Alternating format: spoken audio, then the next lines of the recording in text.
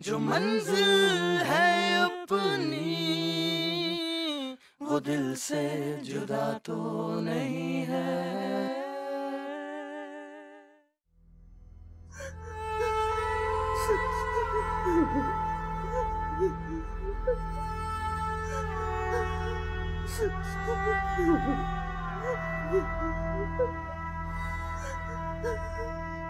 Please आप ऐसे मत रोए, आपकी तबीयत खराब हो जाएगी। बेटा तुम्हारे बाबा मुझे इस दुनिया में अकेला कर गए। अब मैं जी के क्या करूंगी? मम्मी आप हमारे लिए जिएंगे, मम्मी ऐसी बातें मत करें। हमारा आपके सिवा कौन है? बेटा तुम्हारी माँ को अल्लाह सलामत रखे। मुझे तो पता ही नहीं था कि भाई साहब को दिल का अटैक हुआ है। मैं तो मरी में था, मुझे पता होता ना तो पहले आ जाता। लेकिन चलो, अब भी किसी टाइम पे भी आवाज दोगी ना मामू को, मैं हाजिर। मैं भी तुम्हारे बाप की जगह हूँ बेटा। माँ मैं तुम्हारे भाई के जैसा हूँ, किसी बात की फिक्र करने की जरूरत नहीं है, पैसा बहुत है हमारे पास। अच्छा मुन्नेज़ा बहन, शोएम के खाने और डेकोरेशन की पेमेंट मैंने कर दी है। और भी किसी चीज की जरूरत हो ना बेधड़क कह देना।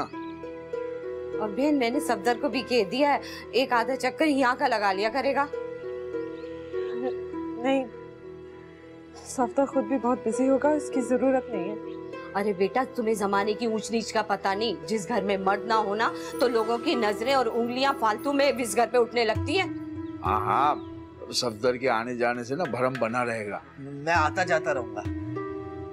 अल्लाह ना करे ऐसी कोई बात नहीं है। अच्छा मुन्नेज़ा बहन, हम चलते हैं, फिर आएंगे। तुम अपना ख्याल रखना, तुम भी बच्चियों अपना ख्याल रखना है। आ जाओ भाई। किसी भी टाइम पे फोन कर लेना।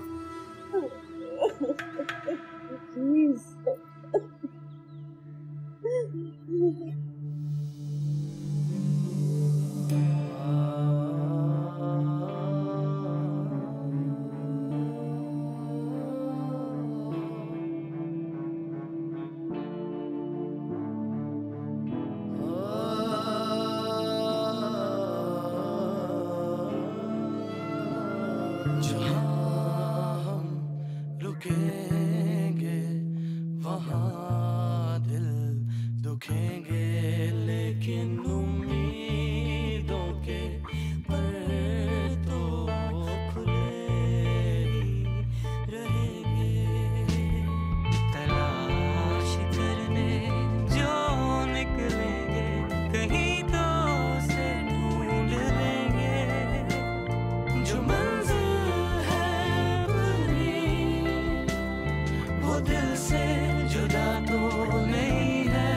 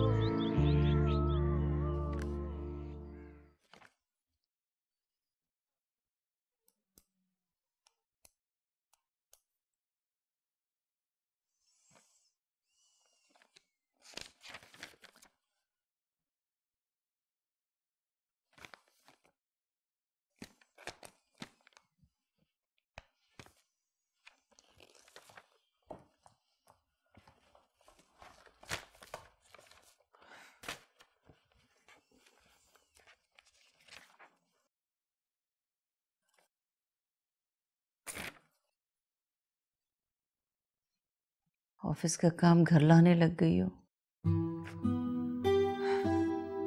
बस अम्मी कुछ ऐसी मुश्किलात हैं जो टल ही नहीं रही, एक जाती है तो दूसरी सामने आ जाती है। अल्लाह हमें इन मुश्किलात से निकाल दे। कोई प्रॉब्लम है तो मुझे बताओ बेटा, शायद मैं तुम्हें कोई मशवरा दे सकूं। आप बस दुआ करें कि आपकी बेटी इन मुश्किलात से निकल जाए। इंशाल्लाह इंशाल्लाह।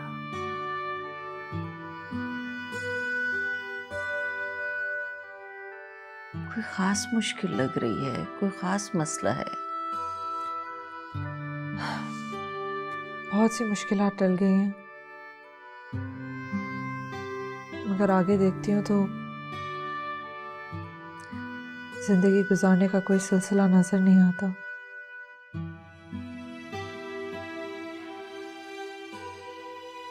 पता नहीं तुम्हारे बाबा कैसे मैनेज कर लेते थे सब कुछ, कैसे सारा कारोबार संभाल लेते थे, मुश्किलें हल कर लेते थे और किसी को कुछ पता भी नहीं चलता था।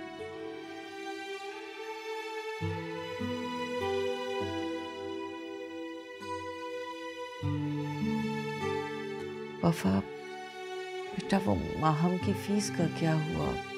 उसकी डेट निकली जा रही है।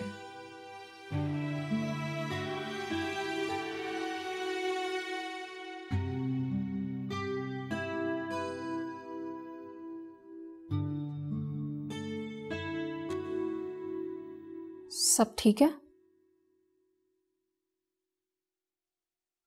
हाँ सब ठीक है।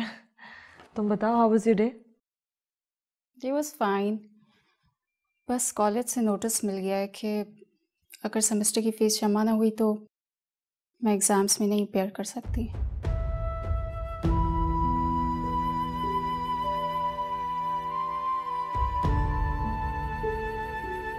डोंट वरी, हो जाएगी फीस सबमिट। कैसे कैसे हो जाएगी फीस सबमिट? 65,000 रुपीज हैं, कहाँ से अरेंज होंगे?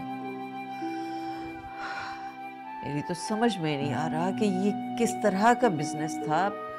1 महीना हो गया है, बस दिए चले जा रहे हैं। तुम हो के तसल्लियां दिए जा रही हो कि फीस सबमिट हो जाएगी।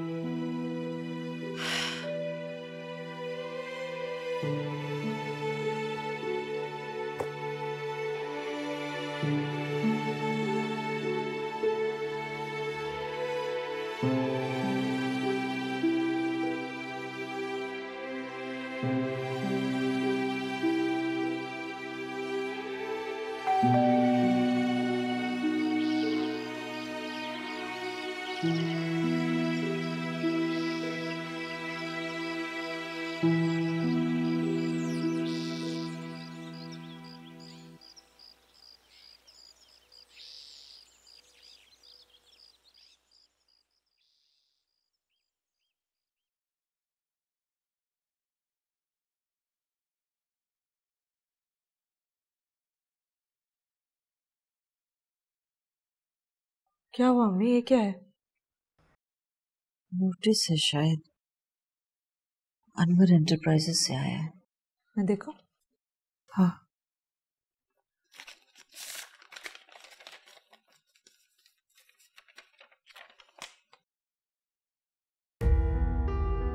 क्या लिखा है? अनवर एंटरप्राइजेस के मैनेजर की तरफ से है। लिखा है कि मामा पहले शाकिर एहसान साहब के साथ कोई डील हुई है, उसके मामलात आके तय कर दें। या अल्लाह रहम, अब ये क्या नई मुसीबत आ गई है? अम्मी आप प्लीज परेशान ना हो, सब ठीक हो जाएगा। मैं कल जाऊंगी, मैं बात करूंगी उनसे।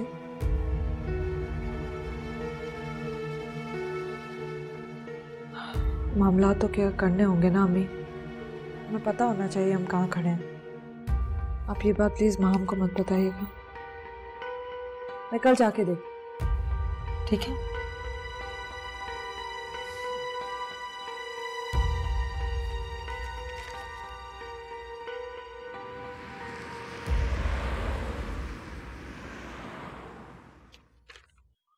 और कहाँ?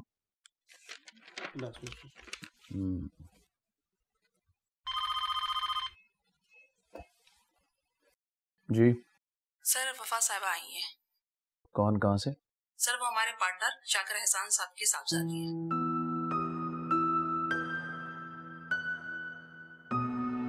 अच्छा, भेज दीजिए। आप थोड़ी देर तक तशरीफ लें।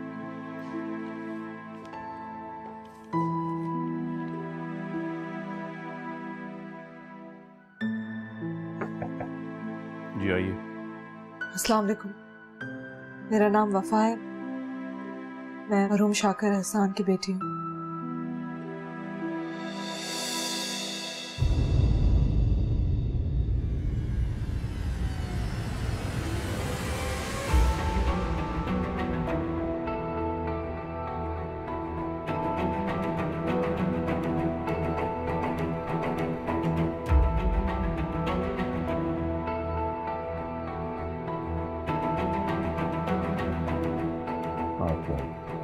तशरीफ रखिए।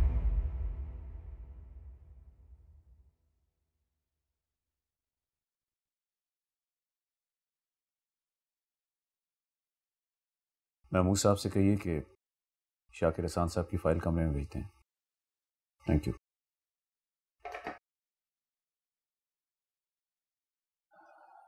मैं ये नहीं जानता कि आपके फादर ने इस बिज़नेस के बारे में किस हद तक आप लोगों को बताया था, मगर मैं मुख्तसरन बता रहा हूँ कि मैं उनके इस बिज़नेस में स्लीपिंग पार्टनर की हैसियत से था। क्या इस पार्टनरशिप की आप कुछ वजाहत करेंगे? क्यों नहीं, आइए।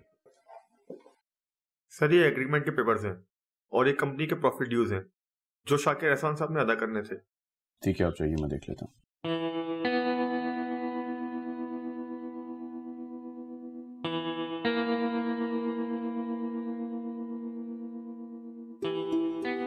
ये एग्रीमेंट अच्छी तरह देख लीजिए। इस एग्रीमेंट के तहत शाकिर एहसान साहब ने हमसे 2 करोड़ रुपया लोन में लिया। प्रॉफिट शरह के एतबार से 20 लाख से ज़्यादा बनता है, मगर उनकी डेथ की वजह से हमने 20 लाख की रियायत कर दी। तो अब हमें क्या करना है? आपने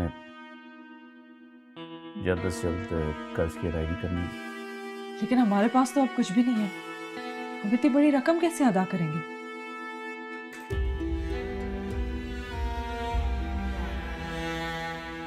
देखिए वफा साहिबा, हमारे पास आपके मकान के कागजात हैं, इसमें आप लोग का भी रिहाइश पजीर है और वो मकान हमारे पास गिरवी है। एग्रीमेंट के तहत हम उस मकान को सील करके अपनी रकम हासिल करने की कानूनी हैसियत रखते हैं।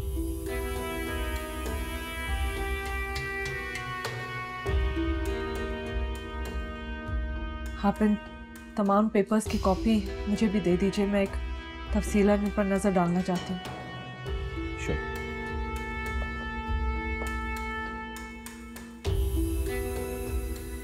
महमूद साहब, इन तमाम पेपर्स की एक कॉपी वफा साहबा को दे दीजिएगा। एक बात पूछना चाहती हूँ दानियाल साहब। जी पूछिए।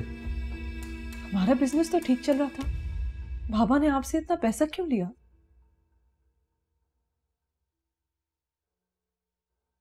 ठीक नहीं चल रहा था।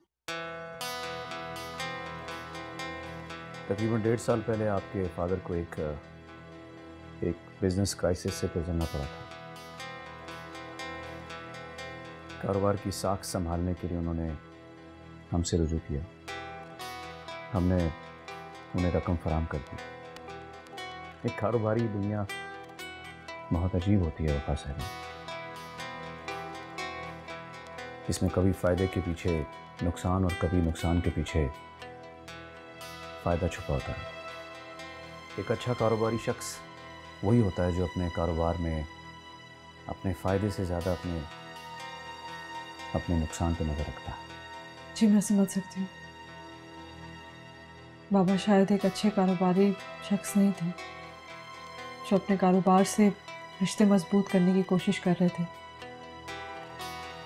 शायद वो समझ नहीं पाए कि कारोबार डूबे तो रिश्ते भी डूब जाते हैं। सही कहा आपने।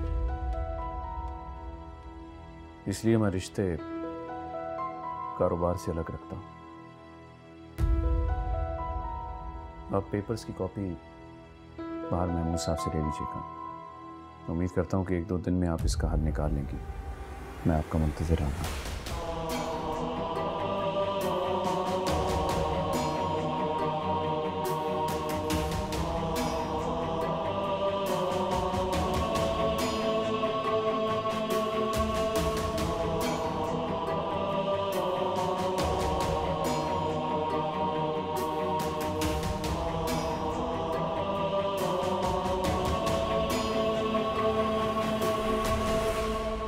तुम यहाँ कैसे?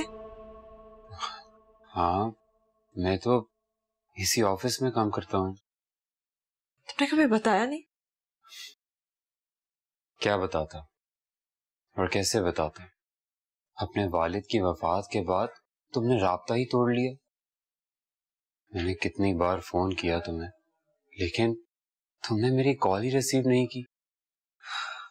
अब्बू के इंतकाल के बाद कुछ ऐसे हालात पेश आ गए थे, हम मुश्किलों में गिर गए थे, इसलिए मैं किसी से राब्ता भी नहीं रख पाई। यानी तुमने मुझे भी उन्हीं लोगों में शुमार किया जिनसे मिलना जरूरी नहीं था। नहीं, ऐसी बात नहीं है।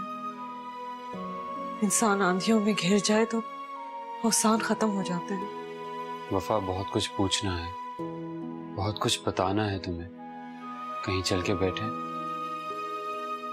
अच्छा तो ये होगा कि कुछ ना पूछो, कुछ ना बताओ। मेरे पास तुम्हारे सवालों के जवाबात नहीं होंगे शायद। क्यों? क्या वक्त के साथ साथ हमारा रिश्ता, हमारा ताल्लुक बेमायनी हो गया? नहीं, मैंने ये कब कहा? तुमसे ताल्लुक कैसे बेमायने हो सकता है? तो फिर इतनी अजनबियत क्यों बरत रही हो? अजनबियत नहीं बरत रही हूँ आशिर।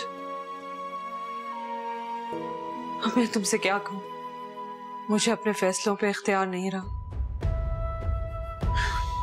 समझ रहा हूँ, तुम्हारी आंखों में बहती उलझने देख सकता हूँ, पढ़ सकता हूँ इन आंखों में लिखा एक एक लफ्ज।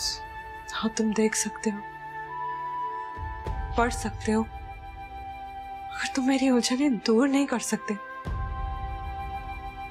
मैं इस वक्त हालात की ऐसी दलदल में खड़ी हूं आशिर कि मेरी जानिब बढ़ोगे तो खुद भी धंसते चले जाओगे।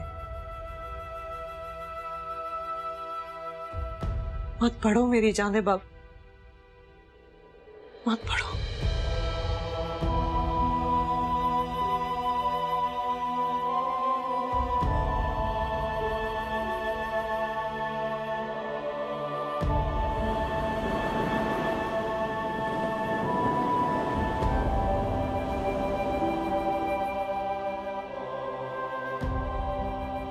मैं सोच रही थी कि अब्बू ने हमारे लिए कितने गमों का सामना किया, लेकिन कभी गम हम तक पहुंचने नहीं दिया। दुख हमेशा उन्होंने अकेले ही झेला। हाँ, लेकिन उन्हें क्या पता था कि जिन दुखों को वो हम तक पहुंचने ही नहीं दे रहे, उनके बाद वो हमारा क्या हश्र करेंगे। देखते हैं अम्मी, मैं इन पेपर्स को अच्छी तरह देख लूं, फिर कोई हल निकालने की कोशिश करते हैं। तुम कह रही थी कि वो कानूनी कार्रवाई भी कर सकता है। बात ये नहीं है अम्मी कि वो क्या कर सकते हैं, बात ये है कि हम क्या कर सकते हैं। मुझे तो लग रहा है हम कुछ भी नहीं कर सकते। आपको पता है, ऐसे भी हो सकता है कि ये मकान भी अब हमें साया ना दे। वो हमें इस मकान से कभी भी बेदखल कर सकता है, क्योंकि हम इतनी बड़ी रकम उतार ही नहीं सकते। तुम्हारे बाबा की अचानक मौत ने तुम्हें कितनी परेशानियों में डाल दिया है ना बेटा। इतना कुछ कर रही हो तुम। मैंने तो कुछ भी नहीं किया अम्मी, हम तो सब नसीब का लिखा ही निभा रहे हैं। सब कुछ पहले से ही तो तय हुआ है, दुख भी और सुख भी।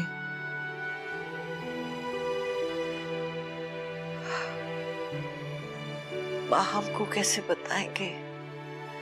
वो तो बहुत परेशान हो जाएगी। आप माँ हमसे कुछ मत कहिएगा, उसको वापस आने दे, मैं खुद ही उसको बैठकर समझाऊंगी।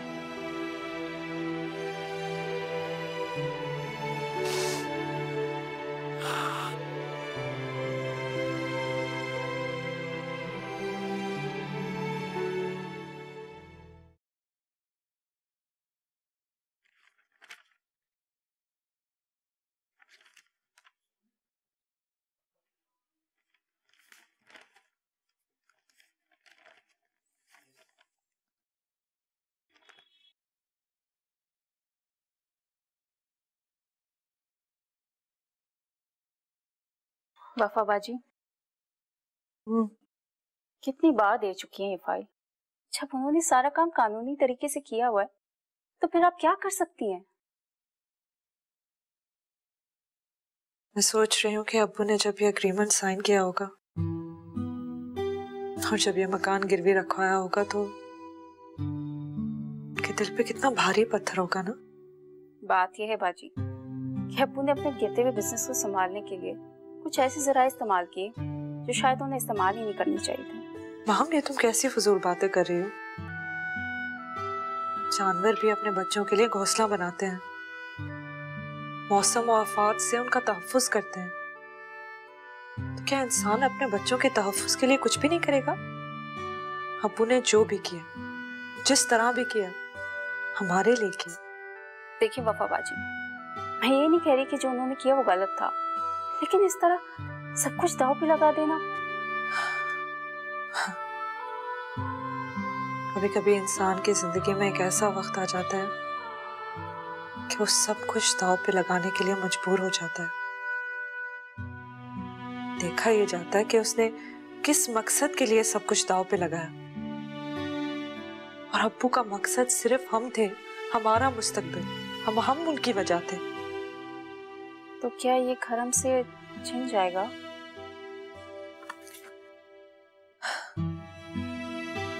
माम, घर दरो दीवार का नाम नहीं होता है, रहने वालों से ही तो घर बनता है ना। प्लीज तुम्हें मत हारो, मुझे इस वक्त तुम्हारी जरूरत है और अम्मी को हम दोनों की।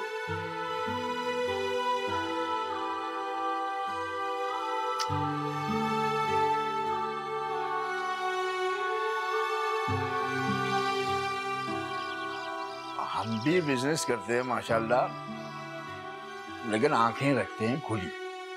कारोबार में ऐसा थोड़ी होता है, ना असल का पता ना मुनाफे की खबर। अरे मैं तो समझ रही थी कि भाई मियाँ ने सोने की दीवारें बना ली होंगी कमा कमा के, लेकिन यहाँ तो मिट्टी और गारे की भी दीवारें बचने वाली नहीं। सच पूछे तो बहुत हैरत हो रही है ये 2 करोड़ वाली बात सुन के। शाकिर ने सबको चौड़े में मरवा दिया। अब आप लोग एक लफ्ज भी मत कहिएगा, मैं अपने बाबा के खिलाफ अब कुछ नहीं सुनूंगी। अरे देखो कैसे बड़ों के सामने बोल रही है। परेशान है ये बहुत, आप माइंड ना कीजिएगा, बुरा ना मनाइएगा प्लीज। भाई परेशानियां आती हैं और मिल बांट के हल हो जाती हैं, अपने होते इसी टाइम के लिए। देखे बहन, वफा जैसे भाई मियाँ के साथ थी ना, इसी तरह सफदर भी इनके साथ लगा है। लेकिन फर्क यह है कि एक जूस की फैक्ट्री से 4 जूस की फैक्ट्रियां बना ली इसने। हाँ, अब तो आपकी दुआ से टंडो आदम में शुगर मिल भी लगा रहा हूँ। माशाल्लाह से। सफदर के अब्बा वो बात कर रहे। देखो भाई मुनिज़ा बहन, ऐसा है कि आपने इस मसले के हल के लिए अपना समझा है, तो मैं भी अपनों वाली बात करूंगा जिससे अपनाइयत बढ़े। भाई हम तो बचपन ही से चाहते थे कि हमारे सफदर और वफा की शादी हो जाए।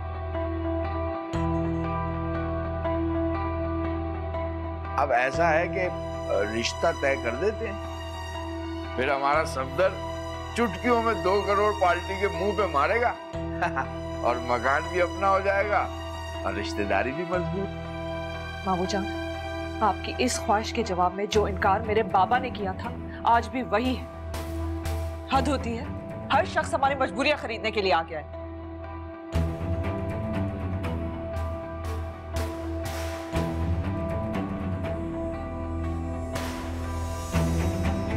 निसार मामू, ये आपकी बहन का घर है, आपका जब जी चाहे आप आइए, लेकिन इस ख्याल के साथ दोबारा आने की जहमत ना कीजिएगा।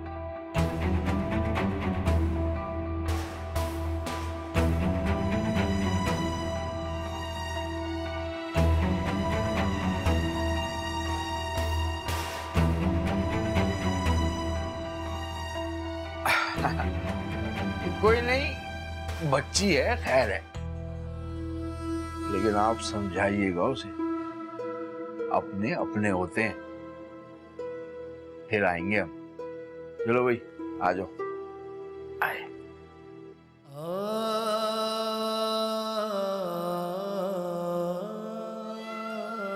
जहां रुकेंगे, वहाँ दिल दुखेंगे, लेकिन उम्मीदों के पर तो खुले ही रहेंगे।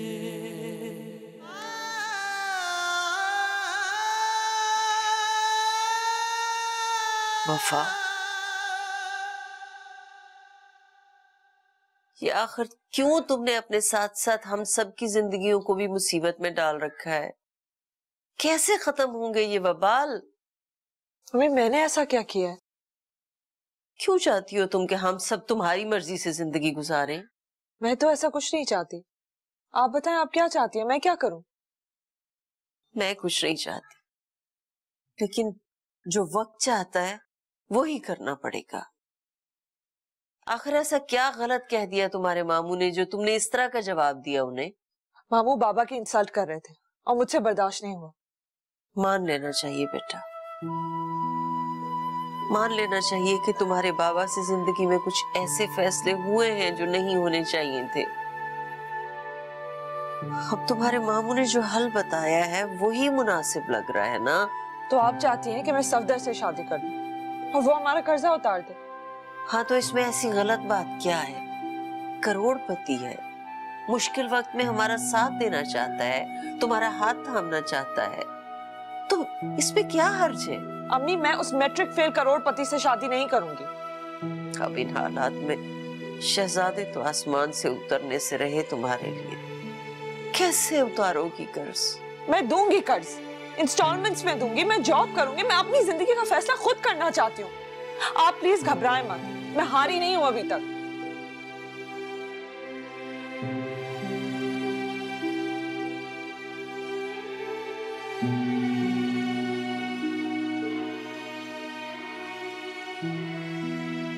बाबा, आपकी बेटी बहुत कमजोर पड़ गई है।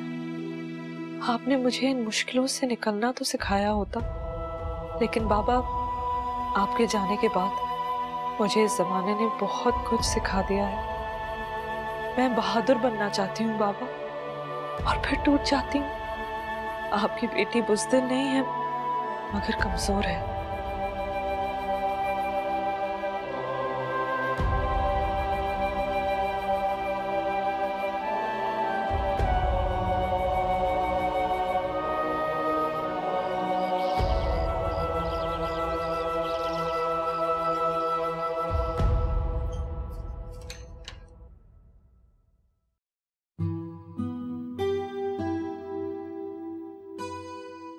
आशिर अम्मी हॉस्पिटल में है और महम कॉलेज गई है। मैं तुम्हें अंदर आने का नहीं कह सकती। घर में ना सही, घर की चौखट पे तो बात हो सकती है ना। मेरी मजबूरी समझो, मैं तुमसे बात नहीं कर सकती। मैं यही तो जानने आया हूँ वफा, ऐसी कौन सी मजबूरियां हैं जो तुम्हें दानियाल साहब के ऑफिस तक आना पड़ा? ये हमारा जाती मामला है। जाती मामला है? जाती कुछ भी नहीं होता वफा। हमारे दुख सुख कुछ भी जाती नहीं होते। हर दुख और हर सुख किसी न किसी की वजह से होता है। हमारे तो इरादे तक आजाद नहीं होते। आशिर, एक कड़वा सच सुनना पसंद करोगे? अगर कोई ऐसा सच है जिससे मुझे दुख और तुम्हें सुख मिले तो मैं बिल्कुल सुनना चाहूंगा। दरअसल मैं जिन हालात को झेल रही हूँ, अगर तुम मेरे करीब आ भी गए, बल्कि बहुत करीब, मैं भी तुम मुझे उनमें से निकाल नहीं सकते। जानना चाहते हो क्यों? क्यों? वो इसलिए कि तुम्हारे पास पैसा नहीं है, सिर्फ सहारा देने वाले अल्फाज हैं, और एक डूबते हुए इंसान को लफ्जों से नहीं बचाया जा सकता। वफा, मैं हासिल करूंगा दौलत तुम्हारे लिए, मैं अपना एक एक लम्हा बेचूंगा तुम्हारी खातिर। तो मुझ पे एतबार तो करो। मैं नहीं देख सकता तुम्हें तकलीफ में, इतनी हिम्मत नहीं है मुझ में। तुम्हारे पास इसके अलावा कोई चारा नहीं कि तुम अपनी आंखें मेरी तरफ से बंद कर लो। आंखें बंद कर लो? डूबने दूं तुम्हें दुख के समुंदर में, और साहिल पे खड़ा रहकर तुम्हारा तमाशा देखो? यही चाहती हो ना तुम? चले जाओ यहाँ से। अम्मी आती होंगी, मैं क्या कहूंगी? तुम कौन हो? यहाँ क्या कर रहे हो?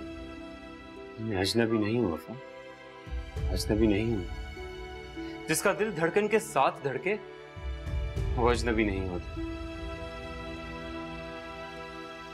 कल शाम 5 बजे मैं उसी रेस्टोरेंट पर तुम्हारा इंतजार करूंगा जिस पर मिला करते थे हम। और अगर तुम ना आए तो मैं समझूंगा हमारे दरमियान कुछ भी बाकी नहीं रहा, बस एक अजनबियत सी रह गई।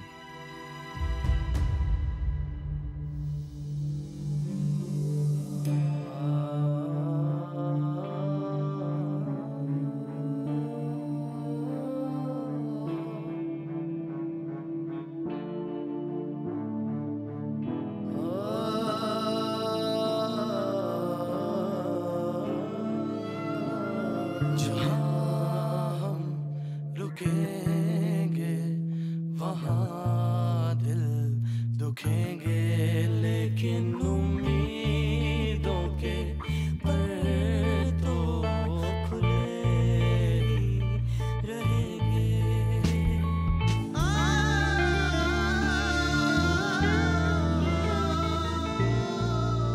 क्या हुआ है वफा बाजी?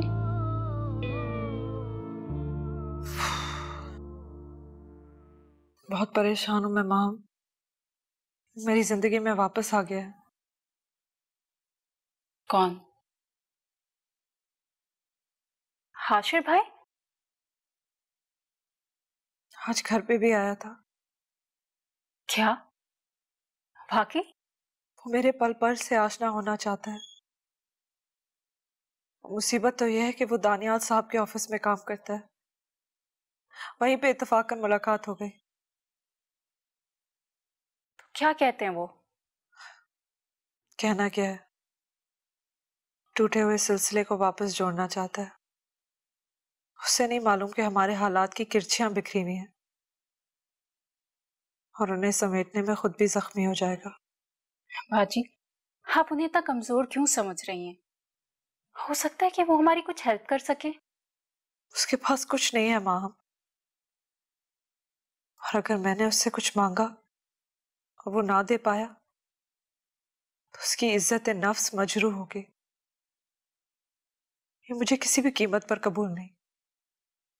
आप भी अजीब हैं, न ही ठुकराती हैं न ही कबूल करती हैं। मैं ठुकराना नहीं चाहती, सिर्फ दूर रखना चाहती हूँ उस आग से जिसमें हम जल रहे हैं। अब इसे मोहब्बत समझो या कुछ और। तो क्या वो रुक जाएंगे? पता नहीं, मगर मैं कोशिश जरूर करूंगी। मगर क्यों? आप उनको रोकने की कोशिश क्यों करेंगी? अगर वो आपकी मदद करना चाहते हैं तो आप उन्हें करने देना। बल्कि मेरी तो एक राय है, अगर आप बुरा ना माने तो। क्या? आप हाशिर भाई का हाथ थाम लें, उनसे शादी कर लें। मुझे लगता है कि वो आपके लिए बहुत अच्छा हमसफर साबित होंगे। माहम, मुझे एक हमसफर की नहीं, एक सहारे की जरूरत है जो बाबा का डूबा हुआ वकार बचा सके। मैं जिंदगी भर उसकी बांदी बनकर रहूंगी। खैरियत है? क्या बातें हो रही हैं? कुछ नहीं अम्मी, बस हालात के मुतालिक बात कर रहे थे। और वो नोटिस वाला मामला, वो कैसे हल होगा बेटा? अम्मी, अभी मुझे कुछ समझ नहीं आ रहा कि क्या किया जाए। पता नहीं किस्मत हमसे क्या क्या चाहती है।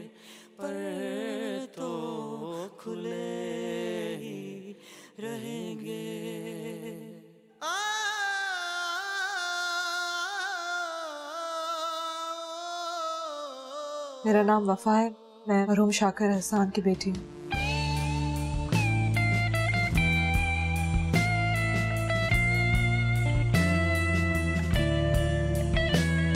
फलक तुमने देखा, सितारे भी देखे, कि हद नजर तक नजारे भी देखे। फलक तुमने देखा, सितारे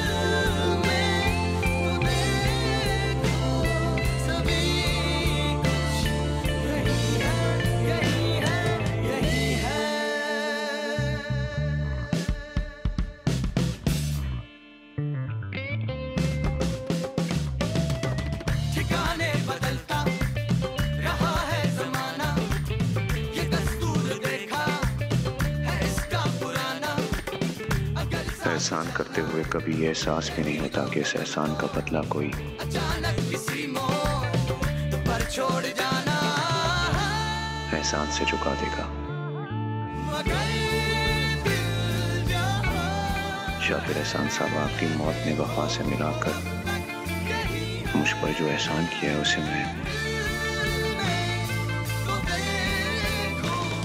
मैं उम्र भर याद रखूंगा।